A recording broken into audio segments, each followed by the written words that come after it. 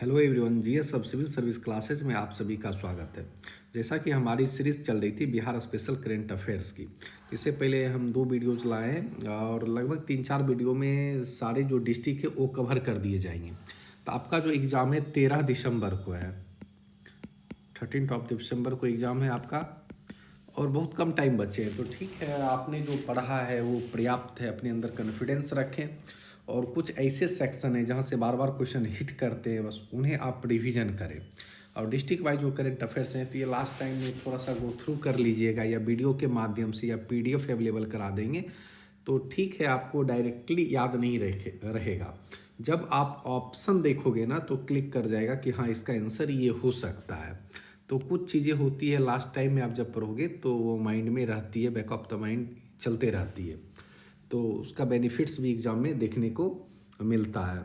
और कुछ important notice भी देते हैं। आज आंदोलन चल रही थी तो कुछ टीचर को डिटेन कर लिया गया है, तो आग्रह करेंगे प्रशासन से, सरकार से, जिन्हें भी डिटेन किया गया उन्हें अविलंब छोड़ा जाए।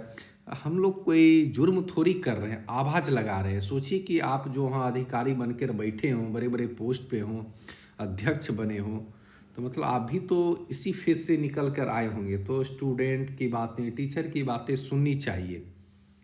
ऐसा तो नहीं कि यहाँ कोई जुर्म करके आए, किसी की हत्या कर दिए, रेप कांड में फंस गए, ऐसा तो कुछ हुआ नहीं है। हम अपने हक के लिए लड़ रहे हैं ना। तो अभी बीपीएससी के साइट पे देखोगे तो एक अभी कुछ नोटिस डाला भी गया है कि नॉर्मलाइजेशन की बात कभी कही नहीं गई थी। अरे भैया, किसको उल्लू बनाते हो? बेवकूफ़ बनाने के लिए टीचर और स्टूडेंट ही दिख रहे हैं आपको क्या?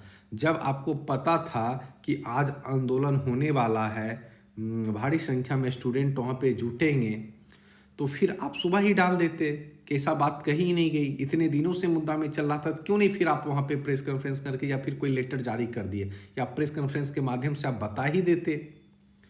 मतलब ये क्या तरीका आप अपना लियो कि पहले एकदम आंदोलन करो, फिर मार खिलवाओ, उसके बाद ही कुछ करोगे। और स्टूडेंट को आप क्या समझ लियो, है ना, कि लात का देवता है, बात से नहीं मानेंगे? ऐसा नहीं है, ठीक है। उनकी भी मजबूरी है, उनके भी घर में बहुत कुछ आशाएं लगा कर बैठे हैं। क्यों उनके साथ मजाक कर रहे हो आप? वो भी भविष्य में डीएसपी बनेंगे, एसटीसी बनेंगे। आप इस तरीके से मजाक कर रहे हो, स्टूडेंट के करियर के साथ खेल रहे हो। तो आपको भी सोचना चाहिए, भैया कोई जुर्म नहीं किया, अपने हक के लिए लड़ रहे हैं और गलत चीज़ के लिए तो आवाज़ उठा नहीं रहे हैं। ठीक है, नॉर्मलाइजेशन की बात पर एक मुद्दा था, रीओपन फॉर्म। आपका सर्वर डाउन था तो आपसे रिक्वेस्ट किए जा रहे हैं, तो आप मान जाओ, कर देना चाहिए 3-4 दिन। कौन सा बड़ी चीज़ हो जाती? आप उसी टाइम कर देते 2-3 दिन ओपन। ठीक है, आपको 13 को एग्जाम लेना था। अभी हम मानते हैं कि आप अभी करोगे, चुनौती आ जाएगी, एडमिट कार्ड नहीं आ पाएगी प्रॉपर। तो अपने अंदर भी एक गलती देखो। बच्चे तो रिक्वेस्ट ही तो किए थे, सारे लोग रिक्वेस्ट ही आपसे किए थे, जबरदस्ती नहीं बोले थे कर दो। कौन गुनाह कर दिए रिक्वेस्ट करके आपसे? एटलीस्ट इन बातों का ध्यान रखें। बच्चे ऐसे ही प्रेशर में रहते हैं, कितना उनके ऊपर प्रेशर रहता होगा। आप एक स्टूडेंट के लेवल पे सोच कर देखो, बहुत सारे प्रेशर उनके ऊपर भी रहते हैं, तब पर भी आप एक अलग प्रेशर रहता है, आप लोग अलग अलग प्रेशर देते हो। यूपीएससी से थोड़ा सीख लो ना कि 1 साल का प्रॉपर कैलेंडर बना रहता है, जब जो टाइम दे दिया उस टाइम लाइन के अंदर वो काम हो जाएगा। आप कभी नवंबर, कभी सितंबर, कभी दिसंबर, कभी आपका साइट नहीं चलेगा, कभी कुछ नया चेंजेस लेकर आ जाओगे और चेंजेस भी लेकर आओगे जब 1 महीना बचे रहेंगे। अरे चेंजेस भी लाना है तो बोल दो, अभी बता दो कि अगले साल तैयार रहिए, ये सारे चेंजेस आने वाले हैं। कि सडनली चेंजेस होता है, मजाक चल रहा है क्या ये? बिहार का सबसे बड़ा एग्जाम ले रहे हो और उसी के अंदर आप इतना सारा मजाक कर रहे हो। तो थोड़ा सा स्टूडेंट लेवल पे सोच के देखो, स्टूडेंट के हित में भी सोच के देखो, भविष्य के अधिकारी बनेंगे, है ना। ये भी सरकार के साथ मिलकर काम करेंगे। सिर्फ सरकारें ही नहीं चला रही है बिहार को, ठीक है ना। या आप ही लोग, कुछ लोग नहीं चला रहे हैं बिहार को, ये लोग भी मिलकर वहाँ बेहतर काम करेंगे। तो आप तो डबल स्टैंडर्ड सेट कर रहे हो। नॉर्मलाइजेशन की बात इतने दिन से चल रही थी, तो कोई मतलब वहाँ पे आप लेटर नहीं जारी किए। आज आंदोलन करवा के, मार खिलवा के फिर लेटर जारी करते हैं। और जितने भी टीचर गिरफ्तार किए गए हैं, डिटेन किए गए, उन्हें छोड़ा जाए। इस तरीके से क्या मतलब वो कोई कांड किए हैं क्या, कोई जुर्म किए हैं? नहीं ना। बच्चे के साथ खड़े हैं, आवाज़ लगा रहे हैं और वो पढ़ा रहे हैं, तो उनका हक है कि उनके साथ सुख दुख में बने रहें। तो आप भी इस चीज़ को समझें। तो ठीक है, चलिए आगे हम लोग देखते हैं। 71st की मेंटरशिप बैचेज हम लोग की स्टार्ट हुई है। रिसेंट में एक स्टार्ट होगी और एक स्टार्ट होने वाली है। प्री के लेवल पे, मेंस के लेवल पे, एसए के लेवल पे सैटरडे संडे हमारी टेस्ट होती है। तीनों लेवल पे यहाँ पे गाइडेंस मिलता है। और हम हमेशा बोलते हैं सिविल सर्विस निकालने के लिए खुद पे कॉन्फिडेंस और सेल्फ स्टडी करो, उससे ज़्यादा बेहतर कुछ हो ही नहीं सकता है। यदि इतना आप कर लिए तो फिर सिविल सर्विस आपका निकल जाएगा। और हमारी जो पीटी की प्रोग्राम चल रही थी तो हर एक चीज़ कंप्लीट करवा दिए। 4 तारीख को हमारी लिस्ट, 4 तारीख को जो 4 दिसंबर को थी लास्ट, वहाँ पे हम लोग की फुल लेंथ टेस्ट थी। तो हर एक चीज़ बेहतर तरीके से हम लोग कंप्लीट करवाए हैं। चाहे वो नोट्स मेकिंग हो पीटी के लिए, माइंड मैप हो, डेली क्विजेज हों, टेस्ट हो, एनसीईआरटी टेस्ट हो, हर लेवल पे हम अपने तरीके से बेहतर वहाँ पे काम करवाए हैं पीटी के लेवल पे। और मेंस के लेवल पे भी देखिए जो 70वीं दे रहे हैं उनका ऑलमोस्ट मेंस कंप्लीट है। एसए के लेवल पे बचा हुआ है तो एसए भी हम लोग कंप्लीट कराएंगे। और जैसे ही पीटी कंप्लीट होगी 17 से 18 टेस्ट लिए जाएंगे मेंस के, अलग अलग सब्जेक्ट के, कुछ फुल लेंथ टेस्ट होगा। तो जितने भी हम लोग से बन सकेगी उतना आप लोगों का सहयोग करेंगे। बस आप लोग भी मेरा सहयोग करें, ठीक है। और एक और इन्फॉर्मेशन देना चाहते हैं कि एडमिट कार्ड जारी हो गई है। आज 6 को था तो आज ही एडमिट कार्ड जारी हुई है। और जो एडमिट कार्ड जारी हुई, जिन लोगों का सेंटर बेगूसराय में पड़ा है, यदि उनको रुकने के लिए समस्या है, कोई दिक्कत है, तो दिए गए नंबर पे कांटेक्ट कर ले। हम एड्रेस मेंशन कर सकते हैं, लाइब्रेरी की सुविधा है, वहाँ आके रुक सकते हैं, रात भर स्टे कर सकते हैं। यदि थोड़ा बहुत पढ़ना है तो पढ़ भी सकते हैं, कोई दिक्कत नहीं। तो जितना हेल्प होगा हम लोग करने के लिए तैयार है। हम जान रहे हैं कि ठंड का समय है, कितनी बड़ी चुनौती आती है, कहीं जाने में, कहीं रुकने में बहुत समस्या होती है, होटल वोटल मिलता नहीं है। जब हम स्टूडेंट के लेवल पे थे तो हम अपनी बात बता रहे हैं, हम समझ सकते हैं आपकी समस्या। तो कोई भी प्रॉब्लम होगी तो आप आके इस नंबर पे कॉल कर सकते हैं या एड्रेस प्रॉपर मेंशन कर देंगे, वहाँ पे आप आके रुक जाना। जो व्यवस्था हमसे होगी वो व्यवस्था हम आपके लिए कर देंगे। आपको एग्जाम देने में बेगूसराय में कोई भी दिक्कत नहीं होगी, चाहे कोई भी भाई बहन हो मेरे, ठीक है। तो चलिए हम लोग देखते हैं। पहले करेंट अफेयर्स सीरीज देखे थे 2 वीडियो में, आज उसके आगे देखते हैं जमुई। तो हम हमेशा कहते हैं कि जब आप देखो तो मैप ओरिएंटेड पर हो, और मैप थोड़ा देखते चलोगे तो अगल बगल के लोकेशंस भी देखो कि हाँ जमुई पड़ रहे हैं तो उसके सटे सटे ज़िले कौन से हैं और कौन से मिनरल्स मिलते हैं, कौन से इंपॉर्टेंट वहाँ रिवर है, सॉइल है। इस तरीके से आप पढ़ोगे तो चीज़ों को ज़्यादा बेहतर रिकॉल कर पाओगे, यादें कर पाओगे, ठीक है। जमुई देखो आप यहाँ पे हैं और कमेंट बॉक्स में बताना कि जमुई से लगे से सटे ज़िले कौन कौन से हैं। इसमें जो हम लोग देखेंगे, जमुई जिले के विश्व स्तरीय पक्षी संग्रहालय बनेगा, राज्य आपदा मोचन बल का प्रशिक्षण केंद्र, नागी नकटी पक्षी अभ्यारण्य रामसर स्थल घोषित। कुछ स्पेलिंग एरर है तो उसको आप इग्नोर करना। गिद्धेश्वर पर्वत जमुई प्राचीन शैल चित्र का प्रमाण मिली है। कोडिया ग्राम बिहार का पहला जैविक ग्राम बना है, ठीक है। तो ये थे हमारे जमुई के न्यूज। और इसके नीचे आप देखते हैं डिटेल में, थोड़ा इसको जानने का प्रयास करते हैं। जमुई जिले में विश्व स्तरीय पक्षी संग्रहालय बनेगा। लागत कितने, लागत चलिए नहीं पूछेगा, इन्फॉर्मेशन के लिए आप देख सकते हैं 1.5 करोड़। अन्य विशेषताएं 1300 प्रजातियों के पक्षियों से संबंधित विस्तृत जानकारी लोगों को दी जाएगी। और इंग्लिश में पढ़ना है तो यहाँ पे भी आप इंग्लिश न्यूज़ देख सकते हैं। इसकी PDF अवेलेबल करा दी जाएगी मेम के टेलीग्राम चैनल पे, और लिंक जो है डिस्क्रिप्शन बॉक्स में मेम के टेलीग्राम चैनल का लिंक डिस्क्रिप्शन बॉक्स में मिल जाएगी आपको, तो वहाँ से भी आप PDF डाउनलोड कर सकते हैं। नेक्स्ट देखते हैं, नागी नकटी पक्षी अभ्यारण्य रामसर स्थल घोषित। अब देखिए नागी नकटी क्या है, पक्षी अभ्यारण्य को रामसर स्थल घोषित, यहाँ पे स्पेलिंग एरर है। आप इससे पहले आप देखोगे पूछा जाएगा बिहार का पहला रामसर साइट कौन सा है, वेटलैंड क्षेत्र आर्द्रभूमि। तो आपको याद होगा बेगूसराय में एक जगह है कांवर झील, और कांवर झील को कनवार भी बोलते हैं और कांवर ताल भी बोलते हैं। पहला जो वेटलैंड क्षेत्र था वहीं से, और वहाँ से क्वेश्चंस भी आए हैं, BPSC के द्वारा पूछे गए हैं। तो जो इससे रिलेटेड न्यूज़ है उसको भी जब आप न्यूज़ पढ़े तो कवर कर ले। और एक क्वेश्चन और बताइएगा, कमेंट बॉक्स में आंसर करिएगा, बिहार में अभी वर्तमान में कितने रामसर साइट है? कमेंट बॉक्स में इसका आंसर करिए। अब देखिए चर्चा का कारण, विश्व पर्यावरण दिवस पर बिहार के नागी और नटी पक्षी अभ्यारण्यों को रामसर कन्वेंशन के तहत अंतर्राष्ट्रीय की आर्द्रभूमि के रूप में मान्यता प्रदान की गई।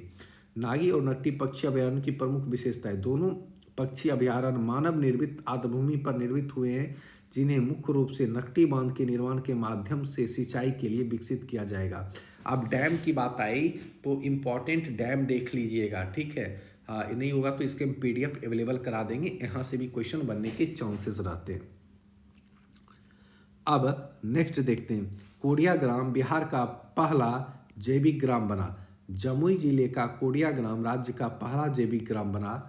जमुई जिला स्थित जीवित माटी आदर्श जैविक ग्राम केडिया के किसान समूह को जैविक कृषि प्रमाण पत्र से नवाजा गया। यह प्रमाण पत्र बिहार के कृषि मंत्री प्रेम कुमार ने प्रदान किया। ये भी इम्पॉर्टेंट है, आप याद रखिएगा। देखिए बहुत सारे ज़िले में ऐसा कुछ ज़्यादा न्यूज़ नहीं आता है जो एग्जाम के पॉइंट ऑफ व्यू से इम्पॉर्टेंट हो, तो जो ज़िले से 2-4 न्यूज़ इम्पॉर्टेंट होंगे उसको जानने का आप प्रयास करिए। ऐसा नहीं कि उस ज़िले का सारा न्यूज़ ही आप पढ़ बैठिए, ठीक है, तो वो कोई काम का नहीं है। 2-4-5 ऐसे मेजर डिस्ट्रिक्ट हैं जहाँ से क्वेश्चन ज़्यादातर बनेंगे, जैसे भागलपुर, मुजफ्फरपुर, पटना, इन जिलों से ज़्यादातर क्वेश्चन आपको देखने को मिलेंगे। नेक्स्ट आते हैं अररिया। अब मैप पे चलिएगा तो अररिया का यहाँ पे है, और कमेंट बॉक्स में आप आंसर करिए कि अररिया से सटे ज़िले कौन कौन से हैं। और इसमें जो देखेंगे, पहला जैव विविधता पार्क, हरियावाड़ा हिरन पार्क, परमार डॉल्फिन अभ्यारण्य, नसरीन शेख के बारे में जानेंगे। और चलिए न्यूज़ देखते हैं। पहला जैव विविधता पार्क, बिहार का पहला जैव विविधता पार्क कहाँ है स्थान? अररिया के कुशियार गांव में खुलने वाला है। देश में अन्य जैव विविधता पार्क देखेंगे, नंदा देवी जैव विविधता पार्क का उत्तराखंड। और आपको ये भी पता होगा कि उत्तराखंड की सर्वोच्च चोटी कौन है? नंदा देवी, आपने पढ़ा भी होगा ज्योग्राफी में। सुंदरबन जैव विविधता पार्क कहाँ है? पश्चिम बंगाल। पेरियार, पेरियार का नाम सुने ही होंगे, इनका पूरा नाम था EV रामास्वामी पेरियार, और किसके लिए इनकी एक था? आत्मसम्मान, जस्टिस के लिए लड़ते थे, ठीक है। पेरियार जैव विविधता पार्क कहाँ है? केरल। नीलगिरी जैव विविधता पार्क तमिलनाडु। अंडमान और निकोबार द्वीप समूह जैव विविधता पार्क अंडमान और निकोबार द्वीप समूह इत्यादि, ठीक है। ये भी आप लोग ध्यान दीजिएगा। नेक्स्ट न्यूज़ देखते हैं। हरियावाड़ा हिरन पार्क स्थान बिहार के अररिया में बनाया जा रहा है। हिरन का संरक्षण, मतलब हिरन के संरक्षण के लिए बनाया जा रहा है यह हरियावाड़ा हिरन पार्क, ठीक है। तो ये भी ध्यान रखिएगा। और लोकेशन जो है अररिया है, और अररिया में एक कोल्ड के कारण थोड़ी तबीयत खराब है। अररिया में दूसरा चिड़ियाघर है। पहला जो चिड़ियाघर है वो पटना में है, और दूसरा जो चिड़ियाघर बनाया जा रहा है अररिया में। तो ये भी न्यूज़ इंपॉर्टेंट है, याद रखिएगा अररिया से, ठीक है। परमार डॉल्फिन अभ्यारण्य, अररिया शहर के सटे पनार नदी में गंगोटिक डॉल्फिन का संरक्षण किया जाएगा। यहाँ के स्थानीय लोगों ने डॉल्फिन को सॉस के नाम से भी जानते हैं। ये भी परमार डॉल्फिन अभ्यारण्य का अररिया में, ठीक है। यहाँ इसके चित्र है, चित्र के माध्यम से चीज़ों को और भी इजली रिकॉल कर पाते हैं। नेक्स्ट है नसरीन शेख, चर्चा का कारण, खो खो खिलाड़ी हैं जिनको अर्जुन अवार्ड 2024 से सम्मानित किया गया। इनका संबंध कहाँ से है? अररिया जिले से है, ठीक है। ये भी इम्पॉर्टेंट न्यूज़ है, इसे भी आप लोग ध्यान दीजिएगा, ठीक है। अब नेक्स्ट डिस्ट्रिक्ट आते हैं सुपौल। सुपौल कहाँ है लोकेट? यहाँ पे है। और इससे बिहार के कौन कौन से ज़िले सट रहे हैं इसका कमेंट बॉक्स में आप लोग आंसर कीजिए, ठीक है। मुख्य सुर्खियाँ जो है 15वां लोहिया मेडिकल कॉलेज एवं अस्पताल, राम मनोहर लोहिया का नाम आप सुने ही होंगे, ठीक है। राज्य का तीसरा जैव विविधता पार्क, बिहार का पहला कचरा मुक्त शहर, एशिया का दूसरा बड़ा फिजिकल मॉडलिंग सेंटर, दूसरा तैरता हुआ सोलर प्लांट। और सोलर प्लांट से क्वेश्चंस पूछे भी थे प्रीवियस ईयर BPSC में, ठीक है। अब देखते हैं 15वां लोहिया मेडिकल कॉलेज एवं अस्पताल कहाँ स्थान? सुपौल के पिपरा में 15वां लोहिया मेडिकल कॉलेज एवं अस्पताल का निर्माण 3 साल में पूर्ण हो जाएगा। लागत यहाँ दी गई है, ठीक है। तो ये भी ध्यान रखिएगा। नेक्स्ट न्यूज़ हम लोग चलते हैं। राज्य का तीसरा जैव विविधता पार्क का नमामि गंगे परियोजना के तहत यह पार्क विकसित किया जा रहा है। स्थान कहाँ है? त्रिवेणीगंज, सुपौल में। तो स्थान भी याद रखिएगा आप, तो जगह का नाम भी पूछ लेता है एग्जैक्ट। पहला जैव विविधता पार्क अररिया तथा दूसरा जैव विविधता पार्क गया में। ठीक है, तो ये भी ध्यान रखिएगा, जब ये तीसरा है तो पहला और दूसरा भी थोड़ा ध्यान रखिएगा। नेक्स्ट न्यूज चलते हैं। बिहार का पहला कचरा मुक्त शहर। हाल ही में स्वच्छ भारत मिशन शहरी के तहत सुपौल को बिहार का पहला कचरा मुक्त शहर का दर्जा मिला है। यह प्रमाण पत्र केंद्रीय शहरी मामलों के मंत्रालय द्वारा जारी किया गया है, जिसमें स्वच्छ भारत मिशन की रैंकिंग में सुपौल को 1 स्टार मिला है और सुपौल को लगातार तीसरी बार स्वच्छ शहर का पुरस्कार मिला है। अब बताइएगा, ये जो प्रमाण पत्र केंद्रीय मंत्रालय और शहरी मंत्रालय के द्वारा दिया गया, इसके मिनिस्टर कौन है, इसके मंत्री कौन है? कमेंट बॉक्स में इसका आंसर कीजिए। अब सुपौल में देखते हैं। नेक्स्ट, एशिया का दूसरा बड़ा फिजिकल मॉडलिंग सेंटर। ठीक है, 108 करोड़ की लागत से एशिया का दूसरा सबसे बड़ा फिजिकल मॉडलिंग सेंटर बनकर तैयार हो गया है, तो ये भी ध्यान में रखिएगा। अब आते हैं नालंदा। नालंदा कहाँ है? यहाँ है। और नालंदा से बिहार के कौन कौन से डिस्ट्रिक्ट लग रहे हैं, इसके कमेंट बॉक्स में आप लोग आंसर करिएगा।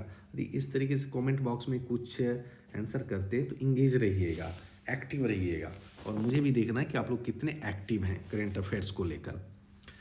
इसमें जो देखेंगे, 8वीं महिला हॉकी एशियाई चैंपियंस ट्रॉफी 11 से 20 नवंबर के बीच राजगीर में आयोजित की गई।